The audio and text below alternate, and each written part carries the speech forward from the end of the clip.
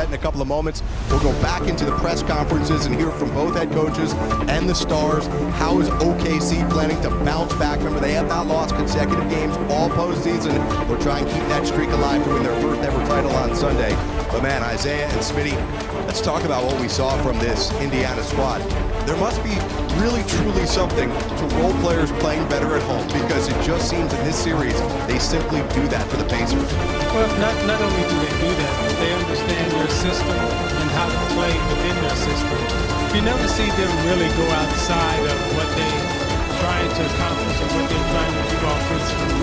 They share the basketball, they move the basketball, they play well together, they understand each other, and they don't necessarily look at themselves as role players, so to speak, because we've seen a number of their role players jump up and score 15, 20, 25 points throughout this playoff series. So, the way their offense is set up, it's an old school offense, it's a passing game type offense, read and react, and it's really tough to defend when they're passing, moving, sharing the basketball like they were doing tonight. Smitty, not only a win with their backs against the wall for the Pacers, but a double win because Tyrese Haliburton plays, but only had to play 23 minutes, and now we'll have 2 days more rest to get ready for Game 7. That's a positive for the Pacers, and I go back to just what this team did after we were watching that first quarter defensively. To come out in that second quarter to hold them to 17 points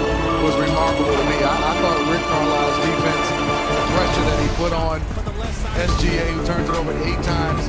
Yes, they scored, but I thought defensively those second and third quarters was really something. I think the Pacers, a good defensive team, really a good defensive team, and take it to the elite level in those 2 quarters. Yeah, like I said, when I look out there, what they were doing, you talked about SGA turning the ball over 8 times. On top of that, as a team, OKC only had 14 assists. That is strictly what is going on for the Pacers defense. They were loading up on those block boxes a little bit. They were mixing up SGA's look.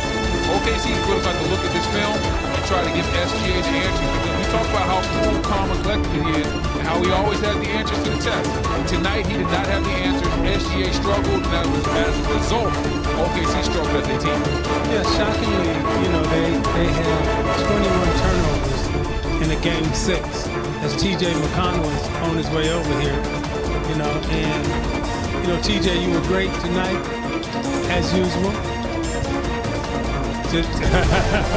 But we're trying to be like your dad. Well, TJ McConnell's going to put the headset on as soon as he tells us he can hear us. Can you hear us, TJ? Isaiah, Smitty, Brendan, Jared. So just a couple moments ago, Tyrese Haliburton referred to you as the Great White Hope. You certainly put it all out there tonight. What has gotten into you here in these games, and obviously when your team needs it the most? Yeah, I mean, honestly, it sounds redundant when I say it, but I'm just trying to do my job. Come in, inject energy, and get our team moving offensively and defensively, get us out and do what we do best and run. TJ, you come from a basketball family. Your sister plays, your dad was, coaching you hard growing up, and it seems like you've been playing this way really like your whole life.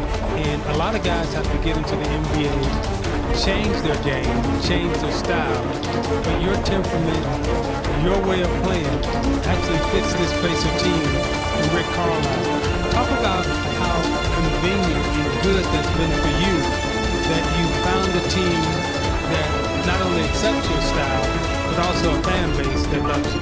Yeah, I mean, I obviously got to give my dad credit. He told me I'm not obviously going to be the biggest, I'm not the fastest, but you can outwork people. Yes. And that's what I've tried to hang my hat on. And, in terms of coming here, they value me so much, the front office, the coaching staff. I can't put it into words how amazing it's been to play here, and these fans, like I said, I can't put it into words. I love it here. I love these fans. I love this organization. You should have blamed your dad for why you're not the biggest. It's his fault. Yeah, we won't go there, but yeah, it's definitely his fault. DJ, the question for me is, we've been watching you play throughout your entire career. Tonight, the steals, the assists, the buckets, but the 9 rebounds. Just walk me through the mindset when you going out and collecting 9 rebounds.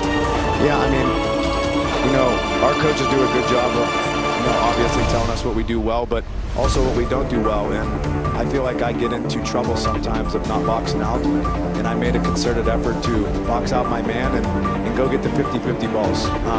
That's something that's kind of hurt us. So we got to continue to, you know, box out and, you know, rebound. You know, you won Game 6 here at home. Now you got a Game 7 to win a championship. What will you guys take from this game and try to apply to the next one? You know, it sounds super cliche, but you got to flush this one. Obviously happy that we won, and we'll look at the film and see what we did well. But Game 7, especially on the road, is a whole different animal. And on both ends, and just be super together because we're all we're going to have on the road. TJ, your game is extremely unique. In an era where everybody's looking to shoot the 3-ball, you are living in that mid-range. Talk about what has led to that, the confidence that you have in that. Almost, we talk about your game kind of resembles Andre Miller a lot. So talk to us about your game and how effective it's been. That's a compliment, so I appreciate it. Andre Miller was cold. For the young guys that don't know who Andre Miller was, he was cold. I think for me, it's coming down and just getting to my spots and knowing what I do well. Obviously, if they leave me open, I'm going to shoot it from 3, but just getting to my spots and shooting it and just getting my teammates involved is something that I've tried to do since I've been in the league and not step outside that box. I think that's when players get in trouble. I want to take you back to the beginning of this game. Your season is on the line. You must win. And the team comes out, you miss your first 8 shots. At times it looked like Tyrese was being a bit hesitant, giving up shots, passing the ball, and you find yourselves down early in the game, 10-2. Timeout. Then you go on a 24-7 run. What were you thinking in those early moments and what changed? I think all of us just said don't flip.